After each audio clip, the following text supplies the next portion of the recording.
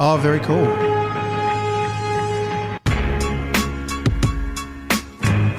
Hey guys, welcome to the Jungle Brothers podcast. It's me, Joey, Polly. and we've got Lex Towersey with us today. I love that you've automatically gone to my nickname. That's great. And it wasn't even action. Well, I felt a little bit stiff last time and I was like, Alexa, and you're like, it's Lex. Oh, good. Yeah. I'm glad you learned from your mistakes. We had Lex on earlier this year, was it not? Mm-hmm. Yeah. Yes. Something like that. It was pretty recently. Yeah. I don't remember what episode it was, but it was not to be missed. It was all about building resilience. And Yeah. I believe the title was how resilience cannot be taught. Correct. It's experiential. Experiential? Is that a word? That Is it now? Yeah. Yeah. That was a huge episode. You asked Yeah. before how it went, and I, we get a handful of texts, every now and again when an episode hits some kind of string for a lot of people, and that was one of the ones because it covered. I mean, you were so open with your story on it, and I think that for a lot of people that was. I don't know. I think for a lot of people that was incredibly empowering because they were looking at you and looking at the cover of with the picture we had of you on the podcast show. People were probably expecting it to be something different, and then you just like opened up like a goddamn savage. I remember Such a fucking savage. My cousin Emma, actually, shout out to Emma. She texted through, which she doesn't text through very often, but she's like, "That woman's fucking awesome." She was like, she was so open and vulnerable. I love that episode. Thank you. Oh, Yeah. You know what really made me happy about that? I actually had a few guys message me about the whole alcoholism component. And it's amazing. Like, it never ceases to amaze me, actually. Every time I do an interview about my alcoholism or my 13 years of sobriety, which it is now, or Daily Mail publishes an article, I get so many messages, and not once has it ever been negative. Not once. It's amazing how many people out there can relate. And it's funny, just on the topic before we go off it, but I did an interview yesterday and I was talking about the fact that I'd watched this news briefing the other day, and they were, there's big ranting and raving about the whole COVID restrictions, obviously, because we're back in lockdown. And they were talking about how why were some stores allowed to be open and when others had to be closed? And Koshi, I hate to name and shame, but I feel like this should have been edited out or re-edited in some way, because he made the statement of like, how is it so, why is it that toy stores are allowed to be open and jewelry stores are allowed to be open? If you have to leave your house to go and get the essentials, like if you have to go to the grocery store or the grog store and make sure, and I was like, oh my God, they've labelled the grog store as an essential and they've normalised the fact that people should be out there getting alcohol to bring home. Yeah. I was like, this is such a terrifying day that we're as a society that this is now normal. Like, how is that possible? It's a good point. Yeah, and I mean, the bottle shops were open. Like, we're one of the few businesses that were allowed to operate during the last lockdown, weren't they? Yeah. And I mean, there's obviously, there's a suppression tactic there that the government knows, like, well, keep them, like, make sure they can still have the alcohol and that will keep them quiet and subdued for a while. I was about to say that's probably the only part of compliance. Yeah. Just get them drunk and they won't remember anything. You were saying you ran into some people doing a margarita tour down at Bondi Beach. Oh my God, yeah. And I happened to know some of them and I was like, go the fuck home. I'm like, only and I hate to say this, only in Bondi. Like, and I think Such a special place for many reasons. Such a special place. So special. Yeah, I've had enough of Bondi. I'm going to move to Byron Bay. Oh, well, yeah, because COVID does not exist in Byron Bay. No, and they've got good margarita tours up there too. Well, they probably do. What is the? I'm a little bit oblivious to it because it's come through in the last couple of hours. But what are the new? We're coming to the end of the second week of lockdown. By the time people are hearing this, we'll be entering our third week. Mm-hmm. What's it at now? What do we got to do? I think it was extended for 1 week, and it seems like it might go longer, just with some of if you read between the lines there. But they've stopped people from, we used to be able to get together and work out with 10 people. Now it's only 2 persons or your whole household. So I'll be able to go out and, go with a family of 5, but it's just 2 persons training in the park together. Outside of that, I actually don't know what it means for any other business. Just all got texted to me an hour ago, but maybe there's other restrictions for retail and stuff like that. I have no idea. Yeah, I don't know. I mean, yes, the non-essentials will be closed. I don't know. I'm going to check on those grog stores. Look, and I think you can't travel out of your suburb. That's right, To 10 exercise Ks. now, so Yeah. 10 kilometres within. You can't leave your home for any reason other than for essentials, and if you have to do work that can't be done at Yeah. home, and again, it's all based on you have to stay within your suburb. Yeah, that's right. So On the grog thing, how about the deliveries as well? Like making it's so accessible. Well, the way that everything's going. don't even get me started I on this. know, I'm going to go you down a should. freaking rabbit hole and offend Go a there. whole bunch of people. Go there, fuck them. Pow, pow. I'll hold them down while you hit them. Oh my God. It just makes me so fucking angry that this is what is being normalized. Yeah. You know? And I've never said that drinking is necessarily all encompassing evil, but it's the way in which we're drinking, and it's our relationship with alcohol, and it's what is actually considered normal that is actually scary. That's a really good point. Just the You know? culture around drinking and the attitude that we do it with, especially like in Australia, right? 100%. It's not, and I find that this, mental health as a topic has come so far in the last few years, in terms of the awareness and the education and people understanding that there are resources and support networks out there. And they're much more open about talking about it, especially when it comes to things like depression or anxiety. But I feel like alcohol and people's relationship with alcohol, there is still a massive stigma around that, because I feel like people feel like they are absolutely being judged, because consuming alcohol is a choice. If you have depression, it could be for a number of reasons, but it's not necessarily a choice. Whereas alcohol consumption is a choice that you make. And I feel like so people are more like, well, I don't want people to think that this is what I've chosen to do with my life. So they don't want to talk about it. So a lot of that stuff is normalized because, everybody does it. And like I said, I'm not saying that consuming alcohol is bad. I wouldn't say to everyone, never drink anything else in your life. It's all bad for you. But we definitely have to re-examine our relationship with it, for sure.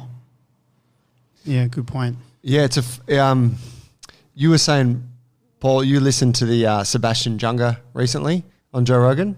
Oh, yeah, Just part of a it, bit part of of that that? interview, yeah. Have you heard of this guy, Sebastian Junger? He's an author, and he wrote a book. He's written a few books, one called Tribe, which is really fascinating. I'm reading it at the moment. He talks about about a bunch of things, but one of them is how the natural evolution of the natural scenario that we evolved in, which was in tribes, in a more natural environment, and this is, over hundreds of thousands of years, gave place for certain things to happen that were like initiation sort of rites. So war, like battle, was a big thing, as was hunting, and they became places where the young males could prove themselves. So it was obviously good if someone wanted to apply themselves and be a good warrior. It was good if they could be a good hunter and have good physicality. We don't have those things so much now, right? Like you can join the army and stuff, but you're not even necessarily going to get to go to war. Thank God, right? But he was talking about other things that fill that void, because it's still in us to want to prove ourselves on that thing. So for young males, it's like driving fast cars and taking risks and fucking smashing the car, or it's like drinking way too much alcohol or pumping way too much drugs. Yeah. And I just thought, fuck yeah, so like that's really what it was for us forever, right? Like as teenagers and in our 20s was like this proving ground for like how much can you drink, how hard can you go kind of vibe, which subsides as you get older.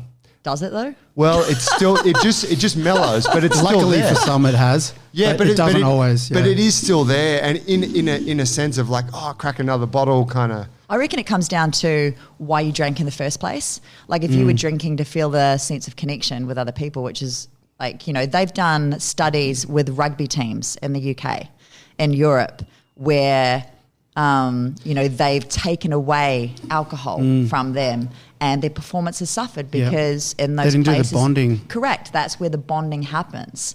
So if you're drinking because you need to feel that sense of connection as you get older, and if you get a family, potentially that fills the need, or you've got a job that you find particularly fulfilling, that fills the void. You have these things that makes you feel connected. But if you never have that connection, or you drank because you just liked being drunk, that was me, it doesn't. As you get older, potentially maybe you are still isolated from other people. Maybe you don't have a job that you absolutely love. Maybe you don't have a family that is filling that void or keeping you busy. You keep drinking, so it doesn't necessarily mellow. It just becomes something that you do to pass the time or something that you do because you've always done it. And then you're in a society that basically says, well, everybody's doing it, so it's absolutely fine and it's absolutely normal. So there's the justification for that behaviour. So there's no reason to change. And unless you're going to die of it, or you're going to lose your job and end up on the street, or you're going to lose a loved one and that really breaks your heart, why would you change? There are no consequences, you know? Yeah.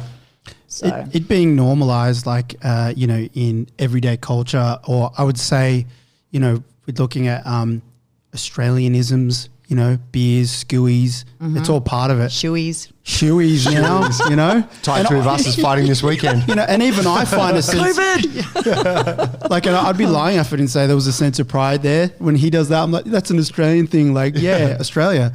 But like, how on earth do you change something like that? I mean, it would obviously take, it's generational type of thing, and there's probably not one fix for it. What's interesting, maybe as an example, they kind of did it with smoking in a way. Yep. Right? With huge amounts of money and effort from the government. Yes. They managed to make, something that was inherently cool, that everyone thought that's fucking cool.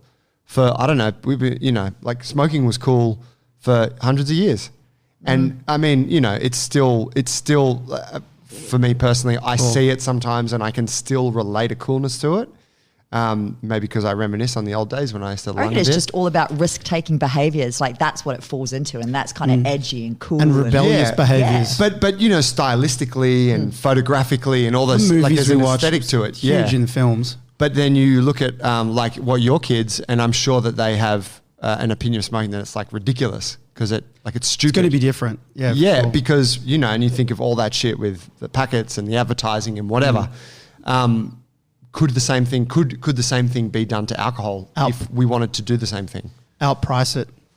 Probably different because you could outprice it in the way they did with tobacco. And I think there was something in the paper about the budget this week about how much of a hole it's left in our budget, just tobacco sales over the last however many years.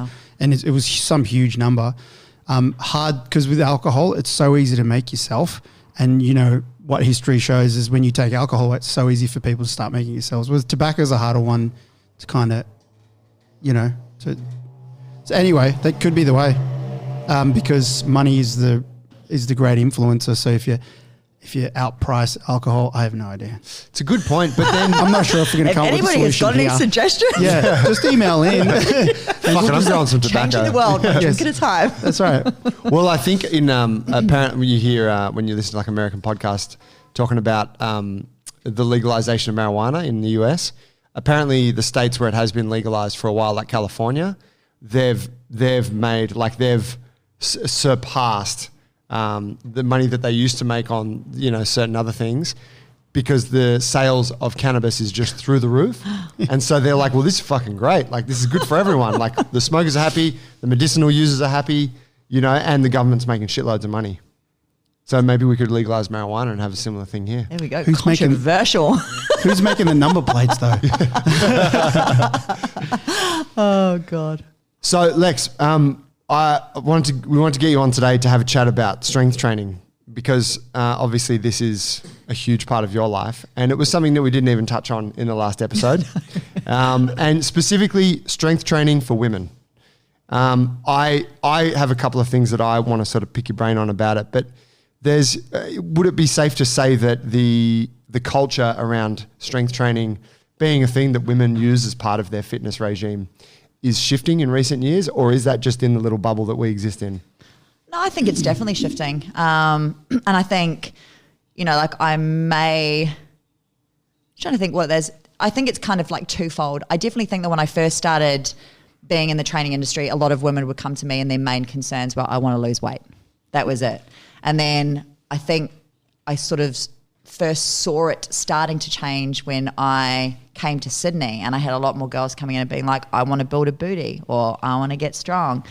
And, and I think, again, like I said, I think it's twofold. I think you've got women like, and I hate to say this, but Kim Kardashian, who's come out, she made the booty. J-Lo, her and J-Lo kind of like single-handedly made the booty or the belfie, the The butt selfie.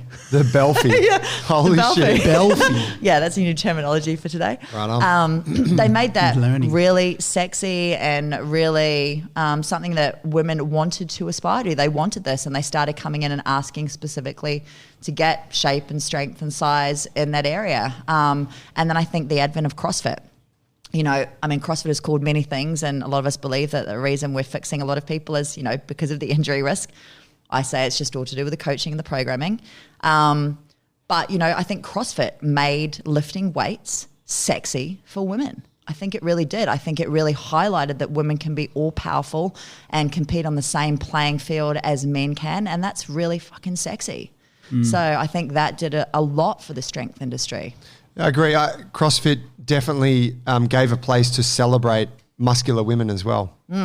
Where, you know, you go to a CrossFit gym and you see, you know, not like you see a lot of normal looking people, but you generally see some women like in little hot shorts, little tiny tops, and then jacked full of muscle. And you're like, that's fucking cool. Because as a look, you didn't really see that anywhere unless you watched female bodybuilding.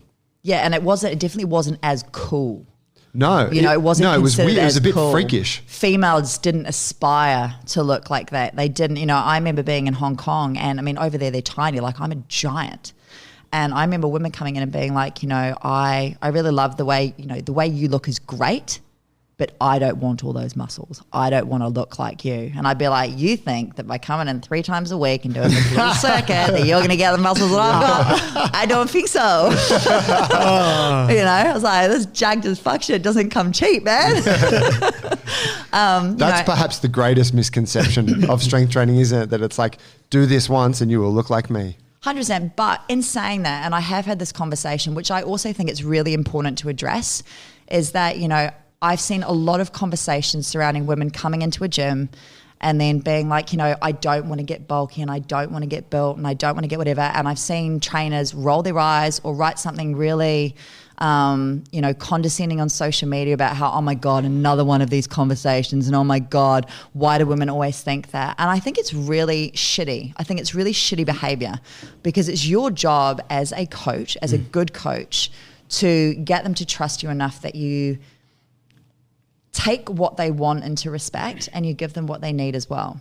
But you do it in a way that doesn't make them feel like they've asked a stupid question or that they're stupid for raising it in the first place, because everybody has their own concerns and everybody's concerns are validated. You are allowed to feel like you don't want to look a certain way. You are allowed to feel like you don't want to do a certain thing. But what I found is that, like, you know, often as a byproduct of women training to be strong or training for a performance-related goal, they've had an aesthetic that's come off the back of that. But they, by that stage, they're so empowered by how strong feels that they don't mind that they've put on a little bit of muscle. You know, they don't mind that they've kind of exceeded their aesthetic, you know, their original aesthetic goals, that when they came in and spoke to you, because all of a sudden they feel really fucking great and you've empowered them to feel that way. If someone walks into a gym and you roll your eyes at them and be like, oh my God, you're never going to get that big. Because I can tell you, I've actually been in a situation where I was training for a boxing fight and I went into a gym and I was like, look, I need to do some weights. I need to do a little bit of power training, like training for power, but I get jacked as fuck. And again, they rolled their eyes at me. 4 weeks into a program that's upper body and I was jacked as fuck and moving really slow. And I was like, this is what I didn't want. So I can tell you that some people, What was freaks, the trainer's name? What gym? Name and shame.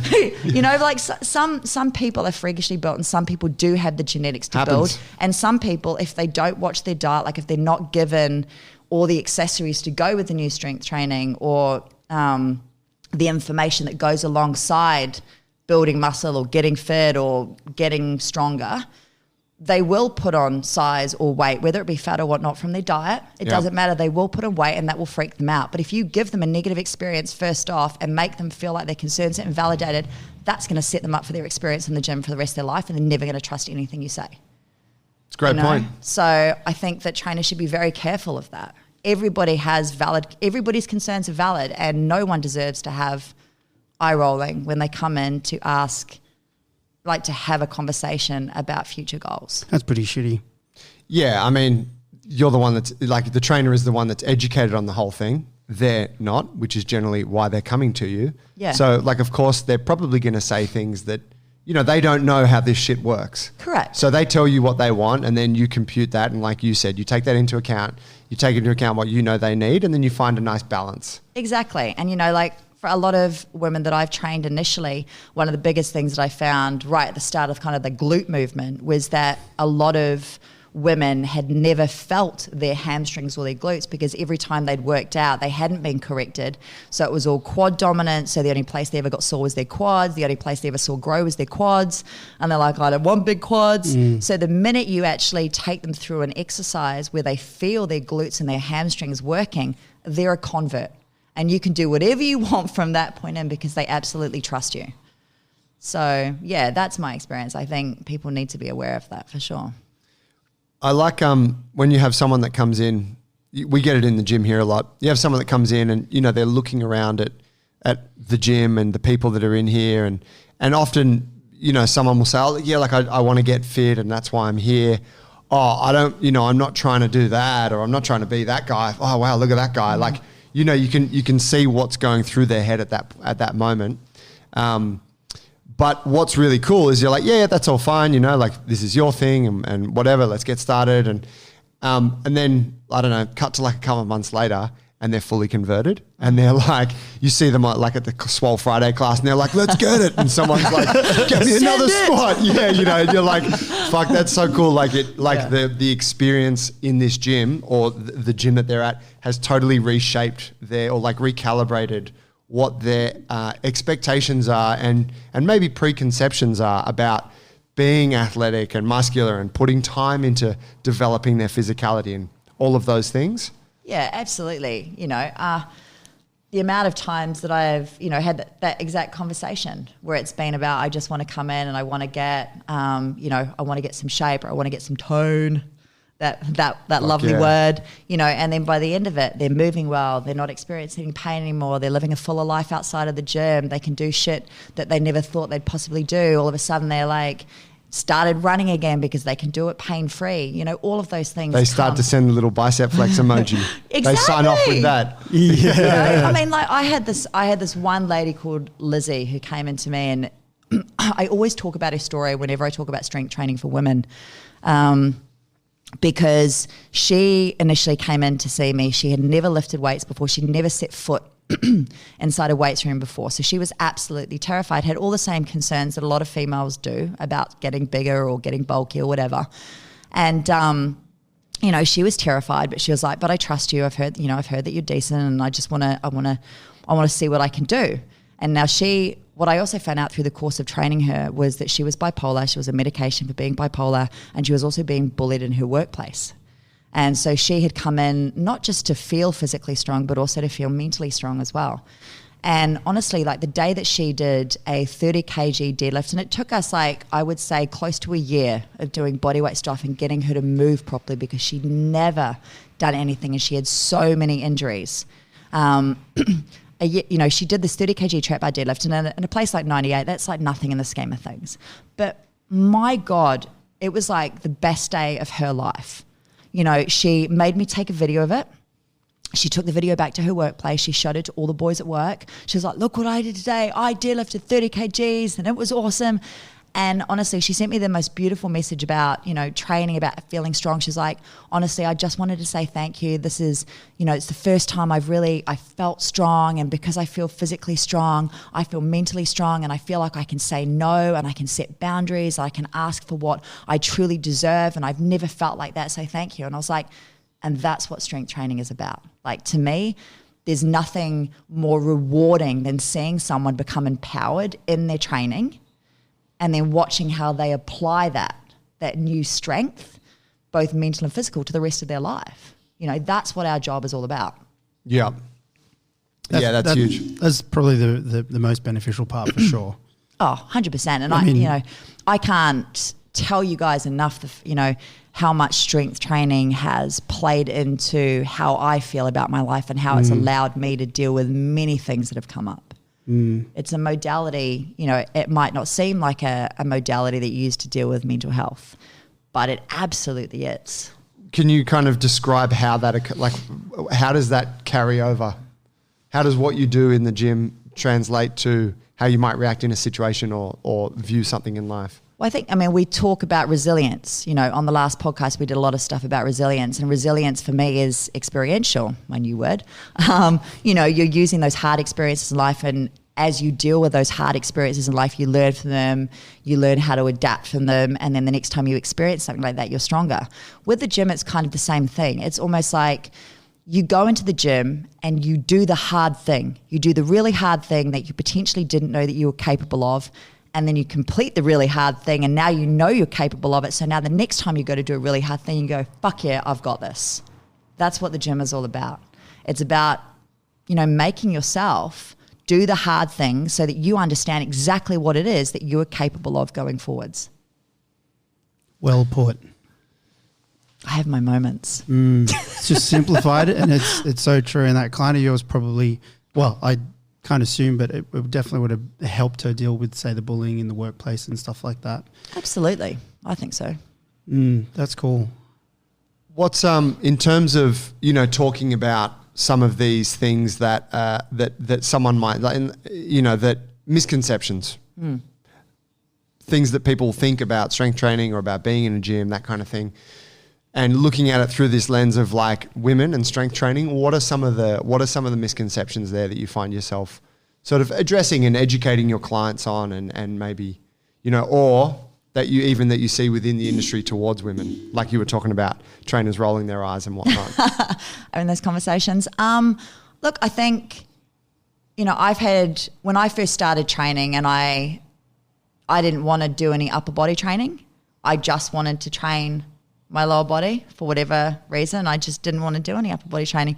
But I think, we as coaches, again, coming back to any conversation that you have with a client, it doesn't matter what your own beliefs are at that particular moment in time. I think you have to put aside the things that you have been taught and the things that you want to achieve within your own training.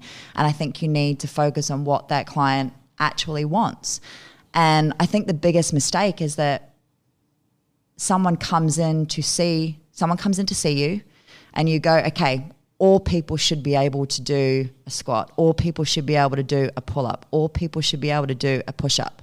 Well, actually, no, that's not up to you to decide, because if that person doesn't want to do a pull-up or a push-up, like I've had models that have come in that have been like, my agency's told me I can't put in any size, or they don't want me to train upper body, or I don't want to do whatever, or I just don't want to do a pull-up. I don't want to be able to do one. I don't have any interest in being able to do one. It's kind of like, at some point down the line, it's something you can reassess as they get stronger and they come to that conclusion by themselves that potentially maybe they do want to do that, because that would be pretty fucking badass. But at the beginning, it's kind of like you don't get to put your own expectations about what you believe should be happening in their training onto them, because at that point, the training experience and what they're paying for is to get a really positive training experience for them. It's not for you, it's for them. So, I completely understand that we all think that there are standards that should be met in regards to different lifts or things that you should be physically capable of or want to be physically capable of, or potentially maybe we don't understand why somebody doesn't want to be able to do that. But at that point in time, that is their choice.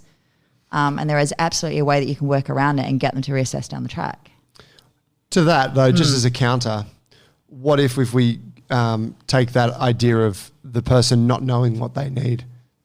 So, and it's often that you'll have someone, a client coming in, and they'll tell you, oh, this is what I want. Yep. And this is what I don't like, and this is what I don't want to do. And you're like, well, you can't actually get that without doing that and that. Like, you can kind of see, okay, well, look, the process is going to involve a little bit of this thing, that whatever. What about that in that situation where you're like, well, you don't know what you need. I know what you need, and I hear what you're saying. How do you navigate that? I think that, the way that you've just said that is the perfect way to navigate that. I absolutely understand what it is that you're saying and what you're trying to achieve, and that's what we will ultimately work towards. In the interim, these are the things that are going to really help you achieve that. One of them is improving your posture. For women, that's a really big one, especially.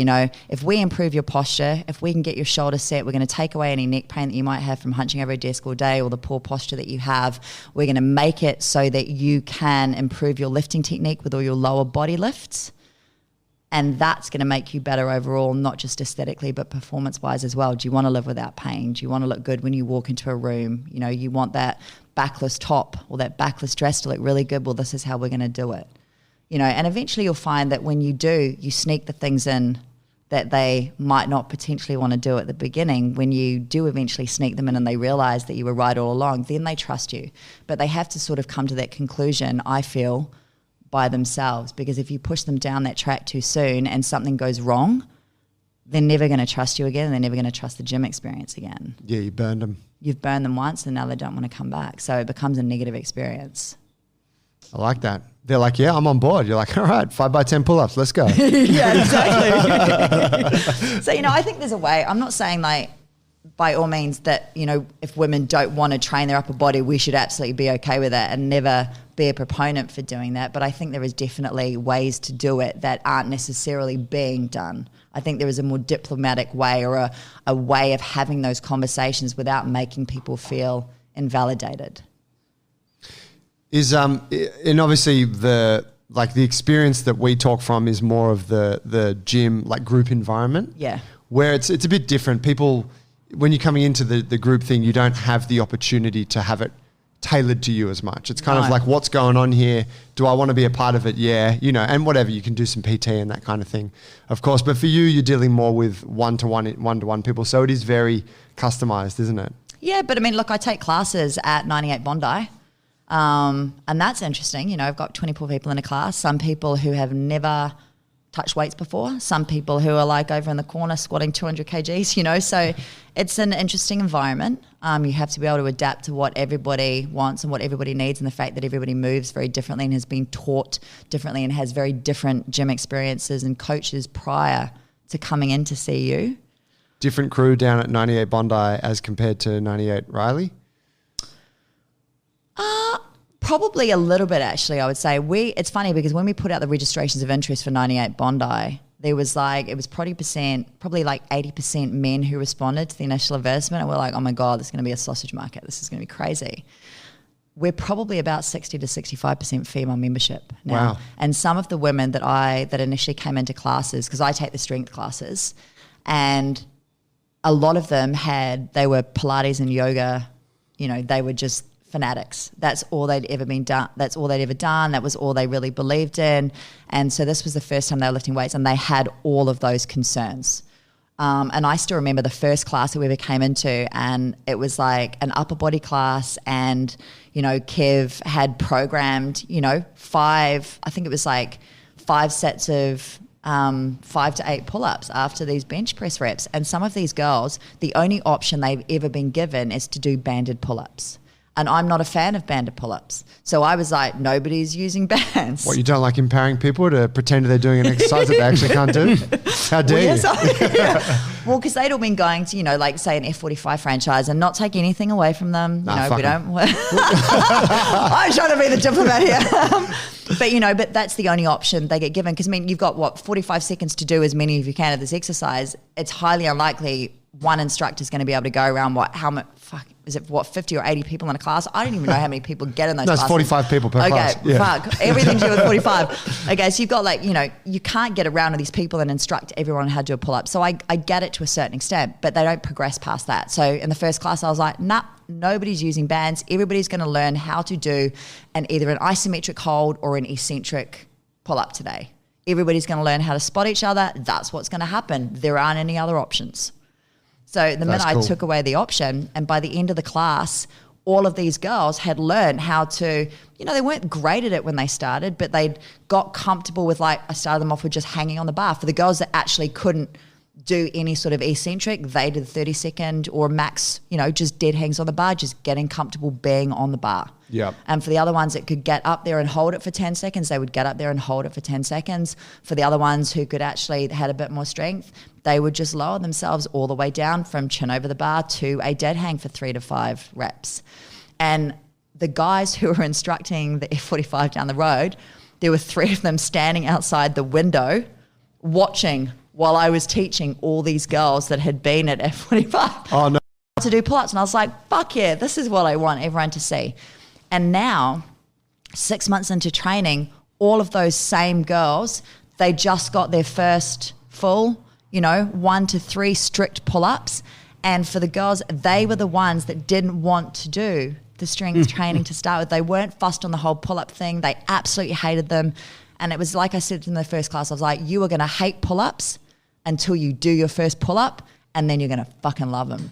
And that's exactly what happened. And that's awesome to watch. So it's just a case of like, trust the process, but be respectful of them. You know, they respected my authority. They trusted the process. They haven't got big and bulky. They've learned how to be strong and how to do the right progressions. And they've learned that they're capable of far more than they originally thought they were. That's cool. Yeah. Talk to me about the big and bulky piece. You know, as we know, for the majority of people, Yeah. They have to focus very intently on all aspects of their development in order to grow muscle. The training, the recovery, the nutrition, et cetera. So it's actually really hard to put Shooting on muscle. up. Yep. Pump, yeah. For the rest of us, it's a blessing and a Yeah, curse. for the Tongans You or know, the fucking... you know, us, Bastards. Yes. I've still got white girl calves over here.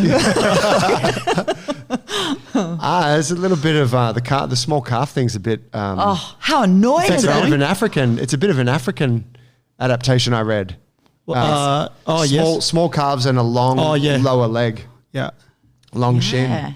That's Yep. also why they jump very high or have a generally very athletic. It's the length of the tendon. So you'll often see with people, big jumpers, they have short calves and very long tendon. So I think that you can store more energy in it or something like that. So you see all the ballers. because That would the make muscle, sense, yeah. the muscle and the tendon are one. Yes. So the smaller the muscle is, Elastic the energy longer the potential. tendon Correct. ratio Yeah. was. Yeah, there's something I learned recently. Yeah. That's incredible. That's why my calves are no. They're not Don't be bulky, shy to but pump up your calves. Yeah. they're popping.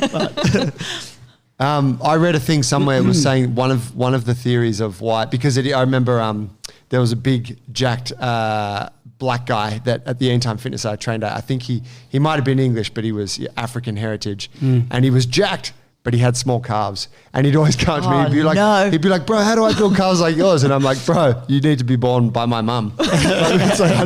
And he's like, I've been working on mine forever and I can't get them. And I was like, dude, I'm going to check this out, because I have noticed that you do see that with a lot of guys of African descent that, like you said, like a short calf and small lower leg. lower leg. Apparently, That's why it makes sense to me the thing when I read about the whole jumping thing. there was apparently there was, or a theory is that there was an adaptation in the in Africa. What the fuck is it called? The plains. I can't remember the name. Serengeti. Savannah? Oh, Yeah, the savannah. I don't even know. Is that what it is? I don't know. But essentially, a very hot part of the earth, very hot ground, and so the adaptation was it helped them to, if they grew a longer leg, and it had a thinner muscle, it would create more distance from the earth, which was super hot, where the heat was radiating from, and it would also give them more surface area to disperse heat through that length. Oh, wow. I got no fucking idea if there's any credibility to that at all, but I was like, that's kind of cool. If that, you know what I mean? Like, just the way that shit works. When you look into why is someone's body this way, and you find, oh, well, that's actually a really cool reason for it, perhaps. Yeah. I can honestly say from a girl's point of view too, like if I am checking a guy out, I'm looking at their calves. I don't know why that is, but I think calves on a guy's really sexy. I gotta say, Show us your calves. Bloody, my cuffs are too tight. I because can't pull it up. over generally my- speaking, if you've got good calves, you've got good hammies, you've got a good ass, and need we say more? well, I tell you what, I've got a bit of a theory on this. I think drive. Good hip drive. Everyone's going to be out on the calf machine. Oh, jeez. I think that calves, I think that forearms and wrists, and I think that necks, if they are well muscled, those three, it indicates that person is truly strong.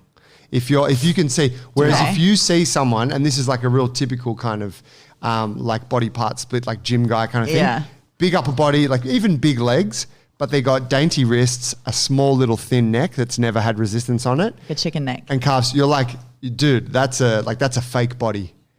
Like I wouldn't get you to help me move house ever, right?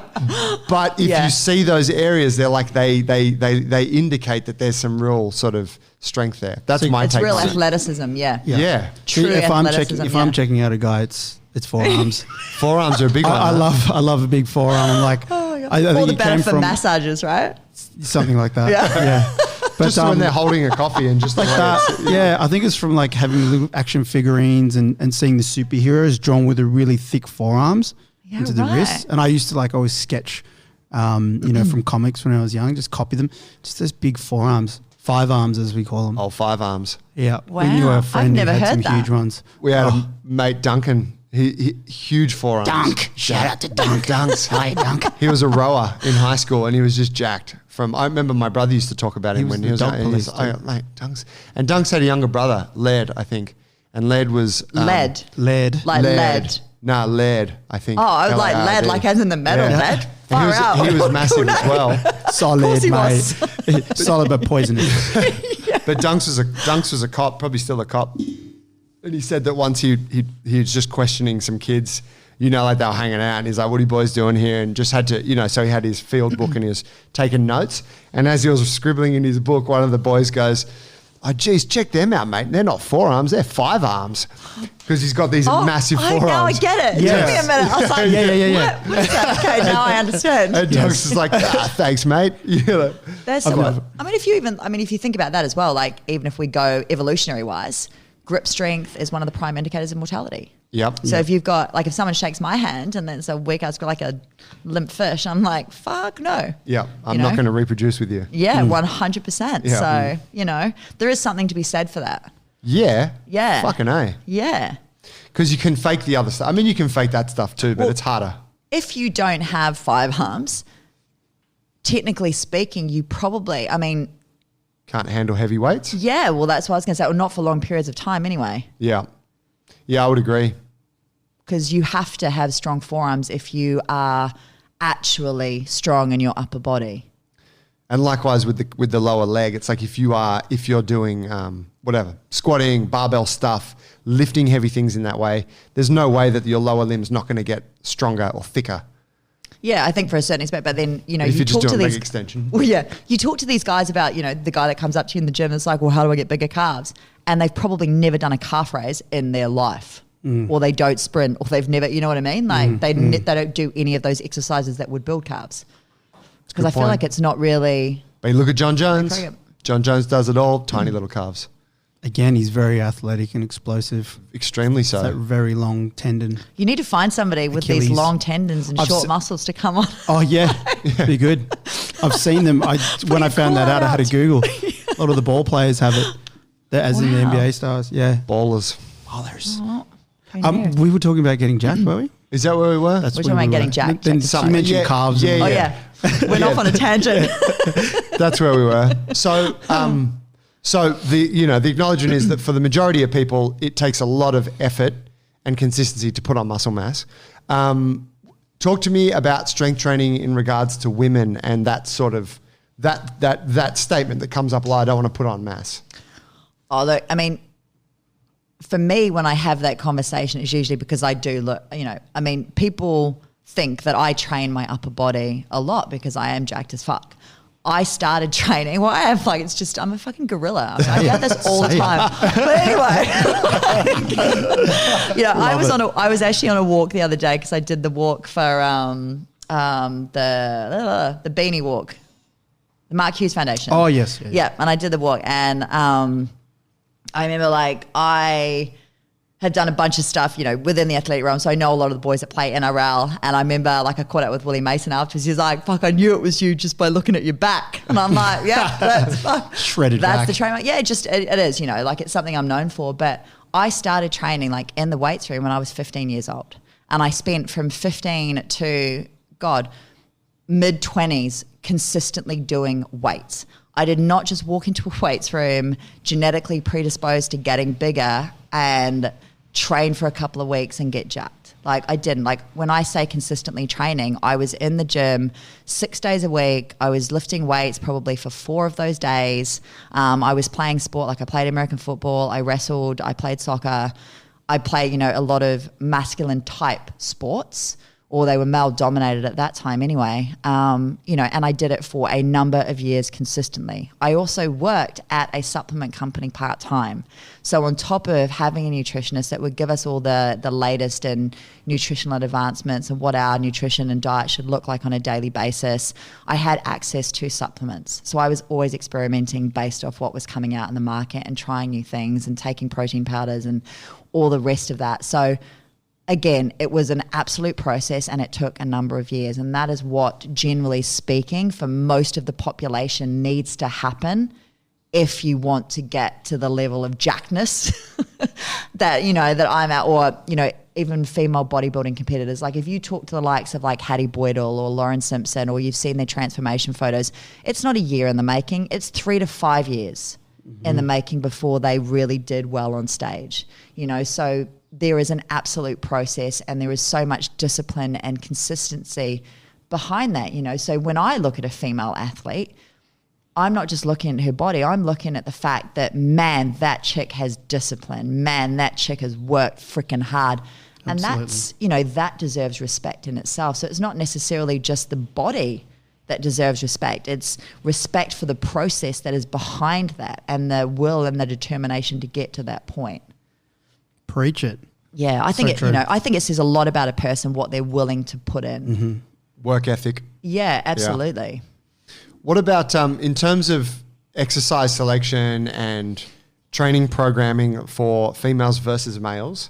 Do you consider much difference there in terms of what you would write for if, you know, they had sort of identical goals? Yeah. Are you going to go about it in a different way for a woman than you would a man? And if so, what are the differences there, or what are the considerations? Whew, big question, yes and no.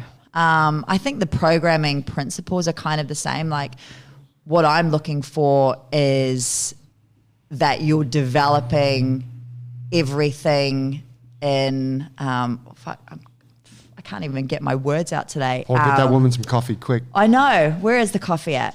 What is it called? Symmetry. But boom. I was like, man, what is this word? Like, you know, I want to see the same strength, posterior, you know, or front and back body, right, left the body, you know, everything I want to develop. So I want to develop both push and pull. But for me, you know,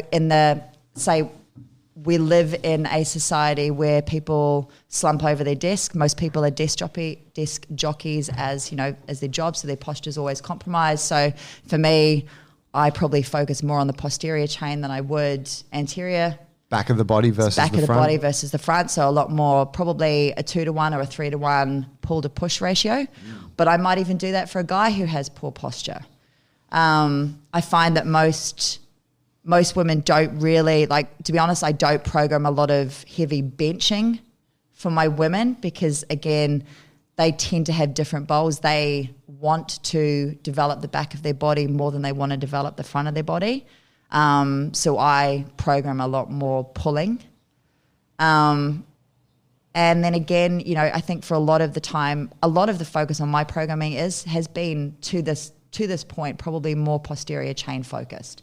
Because even if we look at like locomotion, that is where all of your power sort of comes from. And if we look at society today, most people are sitting down. So again, we're already in flexion a lot of the time. So I feel like we need to do a lot more work in opening up the front of the body and strengthening the back of the body just to give us a really good starting place to build a good foundation. So that tends to be where I start all of my clients and stuff off. How many clients do you have at the moment? Like, given that you do some classes and you've got your other commitments that you have, I know you do mental health talks. I probably take like maybe 5 to 6 PT clients a day. I don't like to take more than that because I actually get really fatigued. Like I give a lot to my sessions. So I'm not one of those coaches who sits in the corner and just times and yells instructions. Like I'm really hands-on. I bet you are. I'd love to see you in action. I bet you would.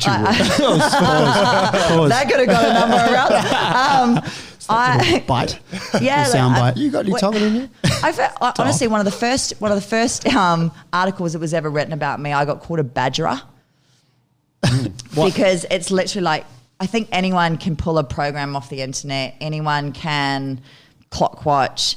But I'm one of those people that, like, I think for a program to actually work, everything has to be done like really pedantically. So I want everything done properly. I want everyone to focus on my muscle connection. I want everyone to feel it where they should be feeling it. So I'm right in there, getting in there and like manipulating the body and being like, no, this is where you need to be. You need to step back like an inch further, or you need to be leaning forward slightly more. Or you need to be doing this, or think about wide collarbones, or whatever is the cue. Like I'm really hands-on with my training. Wide collarbones.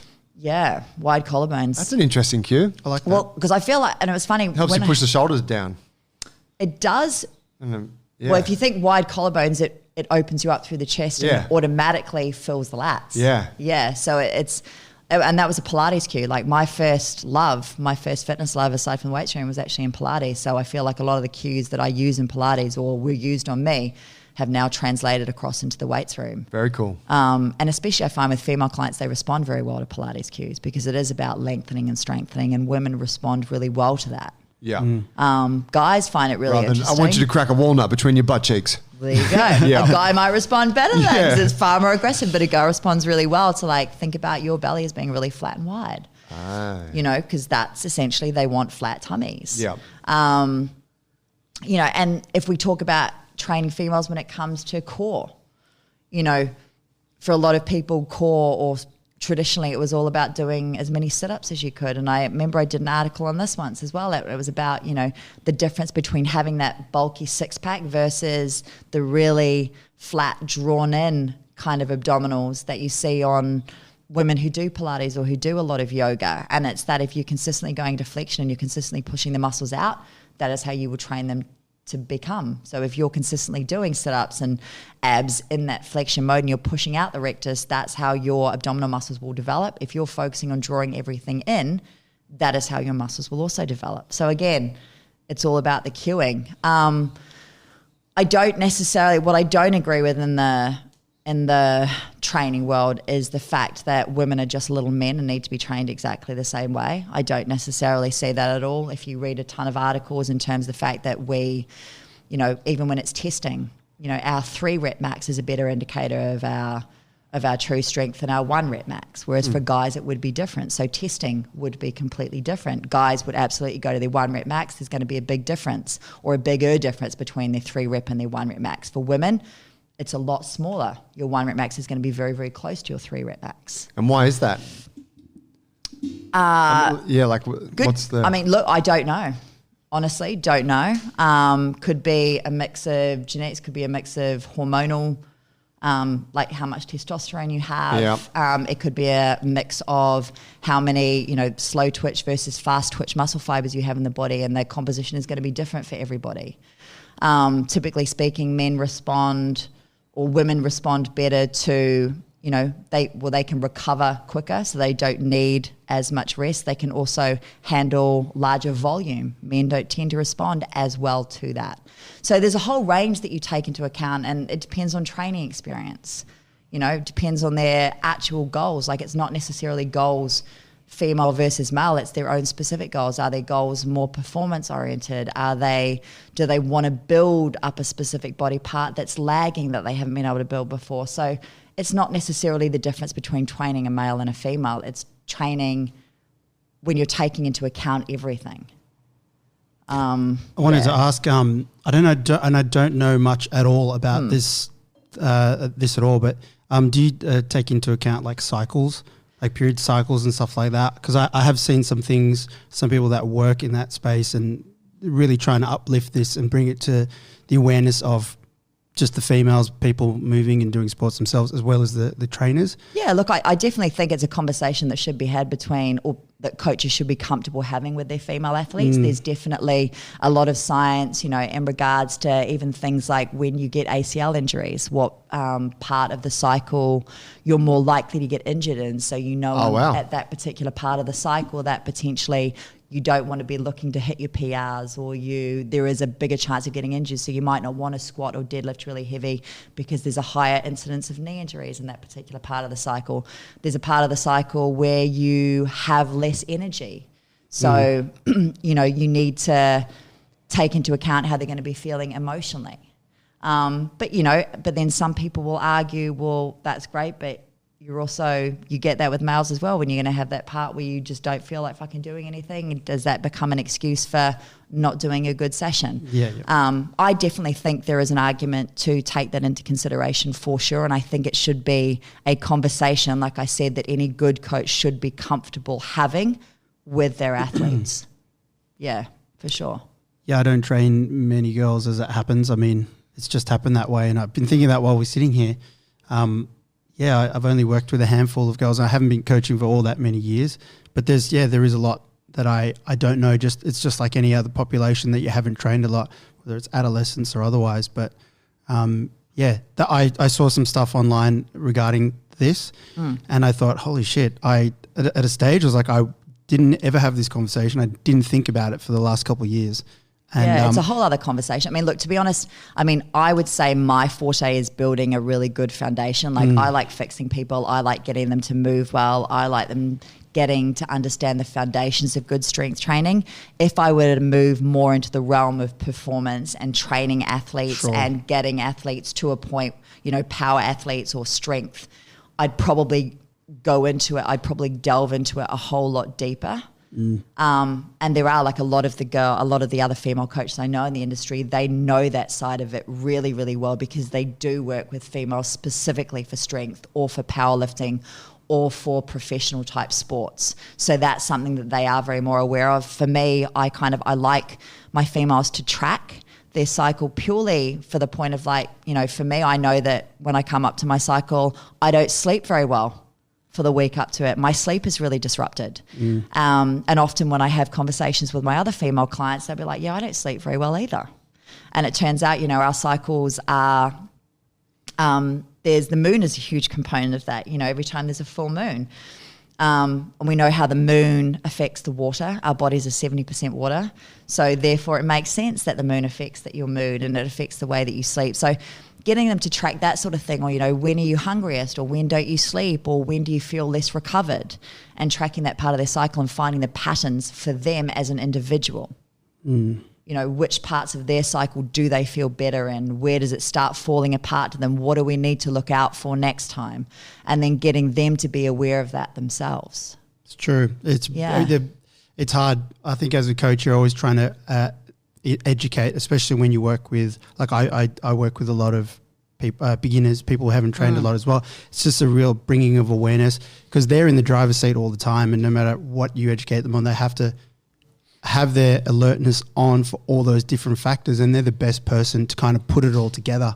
Oh, absolutely. Yeah. And we have all these big, wide sweeping generalizations for everybody at which phase of their cycle you're more likely to injure, or which phase you're going to feel more tired, or which phase you're going to have more energy and you feel like $1,000,000. But again, it is going to vary individual to individual. And I just find that as coaches, giving the accountability back to the client as well is be aware of how your body feels. Don't use it as an excuse, but be aware of where you are, so that say you do come on in a day and it's like a testing day, and you know that you're about to get your period, and you know that you potentially don't perform as well in that. Be kind to yourself and know that if you don't hit your PRs on that day, that there's going to be a better time to test them. Yeah. So just being aware of all those things. I wouldn't say that I'm an expert in that field, but it is something that I would encourage people to be aware of for sure. Yeah, cool. I wanted to ask you about role models. I see you as a really great role model for a lot of women, especially, wanting to be strong and put yourself out there and show vulnerability and all that sort of stuff. I guess, can you comment on the state of female role models that are out there? And maybe I also wanted to ask, who were the role models that you started hitting the gym when you were really young? Were there people at a different time where you looked at that person and, that athlete or that body or something like that started or helped your journey with your strength training? You started to feel strong, but were there those people that you looked up to?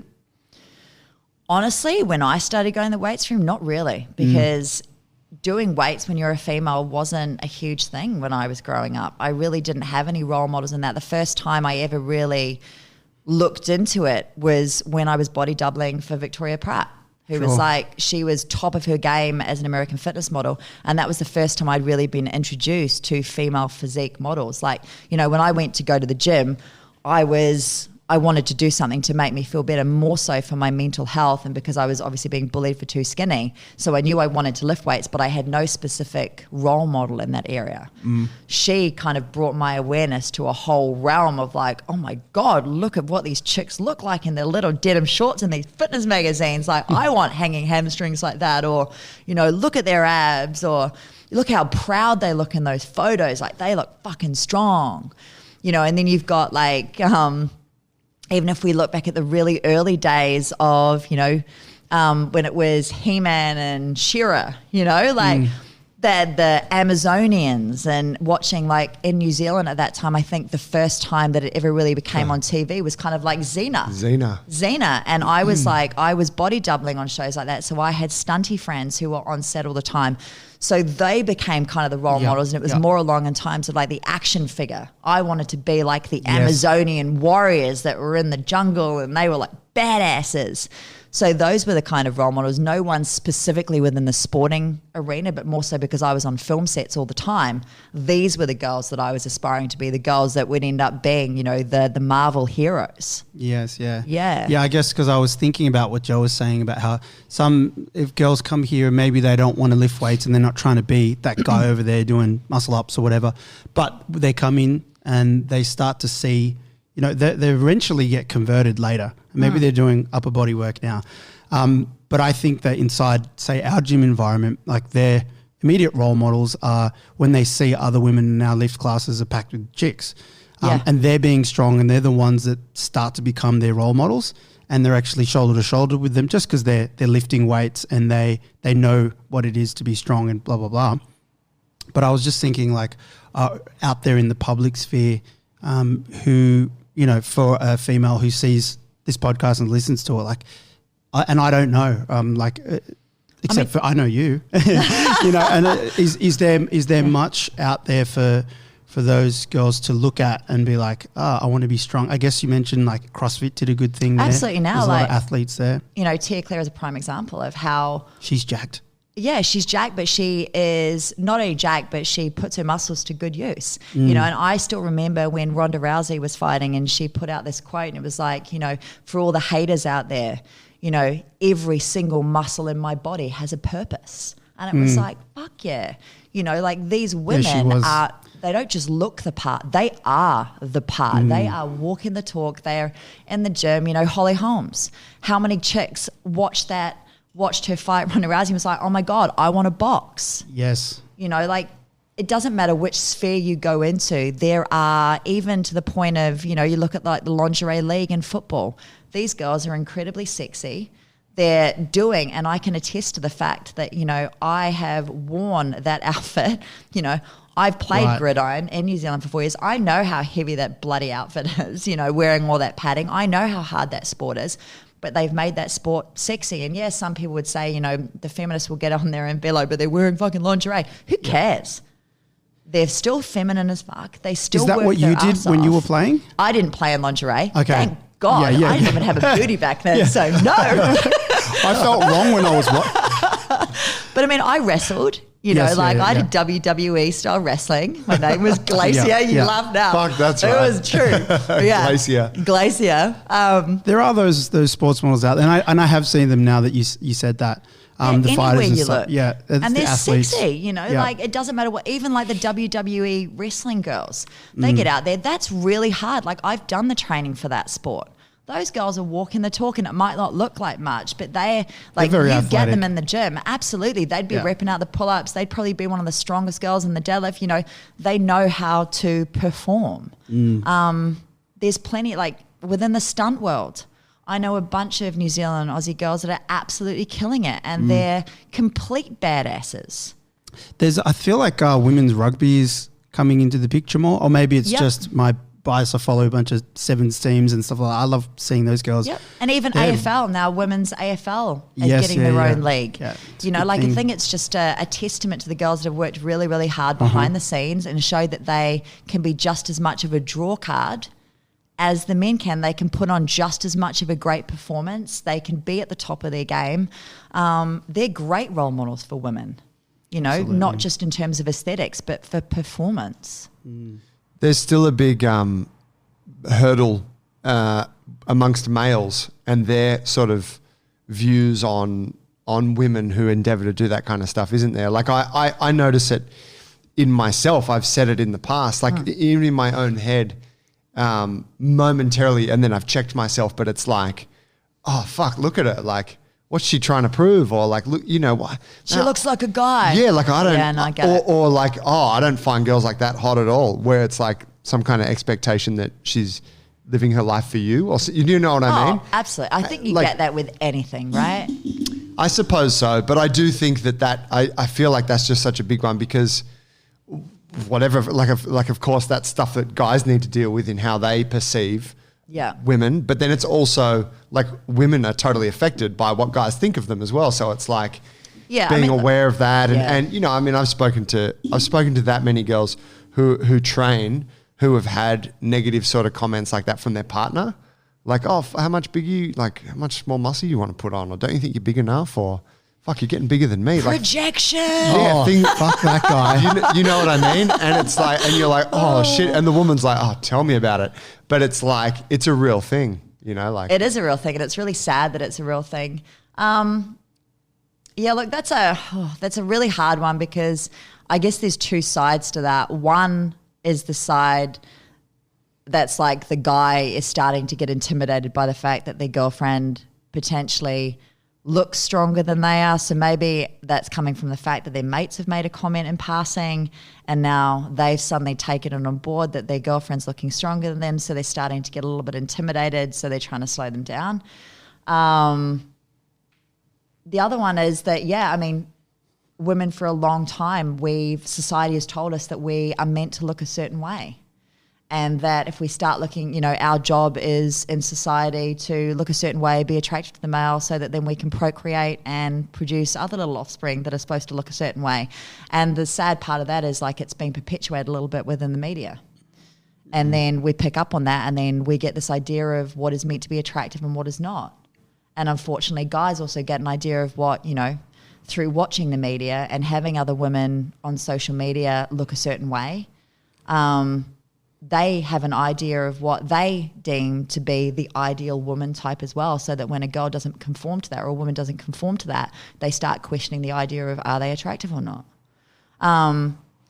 But it's hard, because it's kind of like, where do you draw the line? And like, well, you know, I always dated Polynesian guys, so I didn't necessarily find white boys attractive, but are you going to call me out for that? You know, it's kind of like, where do you draw the line? I have my own particular preference on what I have an ideal partner look like. I don't know what that's based off. Maybe it's based on some childhood trauma I don't know anything about. Who knows?